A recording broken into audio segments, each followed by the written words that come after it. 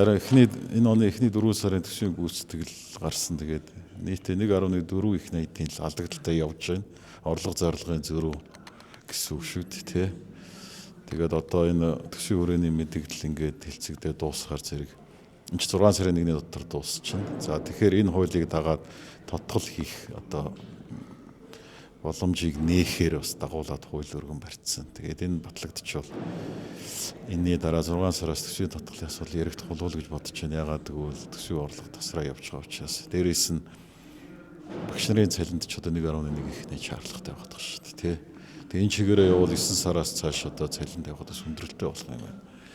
За мөн одоо энэ нөгөө хэмнэлтийн хуулиараа 5 сарын 31-ний дотор нөгөө тендер хөрөнгө оруулалтын ажлууд чинь ажил нэхлээгүй болвол дараа ажил рүүшиж болж байгаа шүү дээ. Тэндээс хэмнэлт гарч ирэх байх. Тэндээс эдийн хэмжээний хэмнэлт гарч ирэх юм.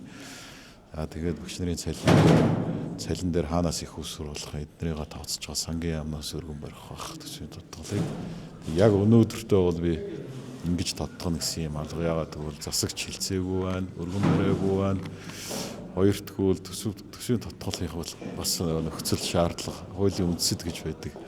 Тэр хэмжээнд бас арай очоогүй. Тэгээ энэ жилийн хувьд бол багш нарын цалин бид нэмэгдүүлэх зайлшгүй шаардлагатай байгаа. Эмчнэрийн цалингийн хувьд бол эрүүл мэндийн яамн дотроо төсөвтэй багтаага зохицуулт хийчих ийм боломжтой тооцоо гарч байгаа юм байлээ. Тийм учраас нэг төсөв дээр одоо дахиж нэмж мөнгө тавих шаардлага болов гэж бодож байна. Энэ жилийн хувьд ингээ болчихно батлагдсан төсөвтэй.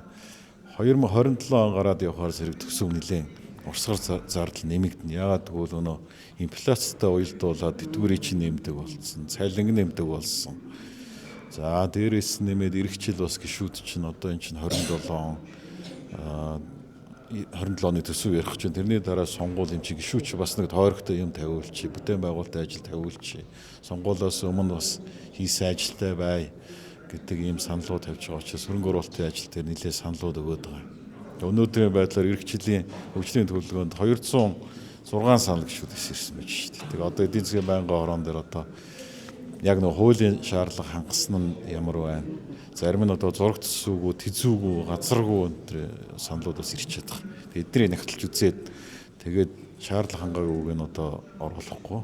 Шаардлага хангаж байгаа төслүүдийг бас оруулаад явъя гэдэг зүйлийг ярьж байгаа. Гэхдээ эдийн засгийн яамнаас бол эх жил шинэ юм хийх боломжгүй.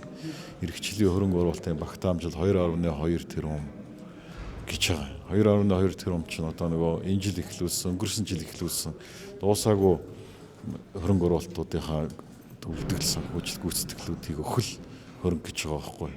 Тэгэхээр шин зүйлүүд тавихгүй гэж байгаа. Гишүүдийн зүгээс эсэргээрээ шин зүйлүүд тавих хэрэгтэй. Таанаас одоо орлого дайчил, орлогоо нэмэгдүүл гэдэг нэг ийм асуудлууд яригдаад байж.